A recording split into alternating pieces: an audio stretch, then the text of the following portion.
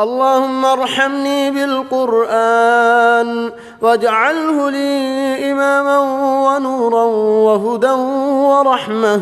اللهم ذكرني منه ما نسيت وعلمني منه ما جهلت، وارزقني تلاوته آناء الليل وأطراف النهار، واجعله لي حجة يا رب العالمين.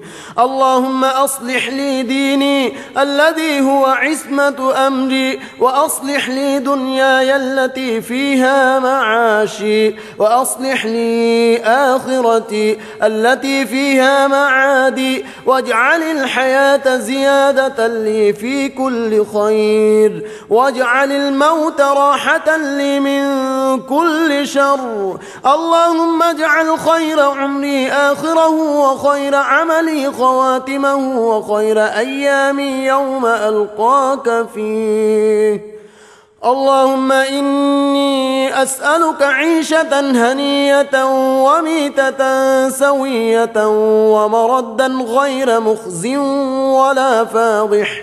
اللهم إني أسألك خير المسألة وخير الدعاء وخير النجاح وخير العلم وخير العمل وخير الثواب وخير الحياة وخير الممات، وثبتني وثقل موازيني وحقق إيماني وارفع درجتي وتقبل صلاتي واغفر خطيئتي، وأسألك العلا من الجنة.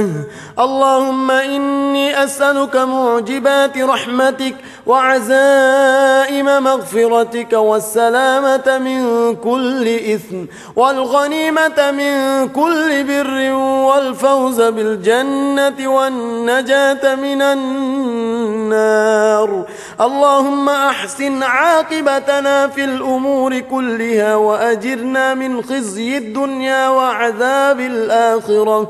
اللهم اقسم لنا من خشيتك ما تحول به بيننا وبين معصيتك، ومن طاعتك ما تبلغنا بها جنتك، ومن اليقين ما تهون به علينا مصائب الدنيا، ومتعنا بأسماعنا وأبصارنا وقوتنا ما أحييتنا، واجعله الوارث منا، واجعل ثأرنا على من ظلمنا، وانصرنا على من عادانا، ولا تجعل مصيبتنا في ديننا، ولا تجعل الدنيا أكبر همنا ولا مبلغ علمنا، ولا تسلط علينا من لا يرحمنا.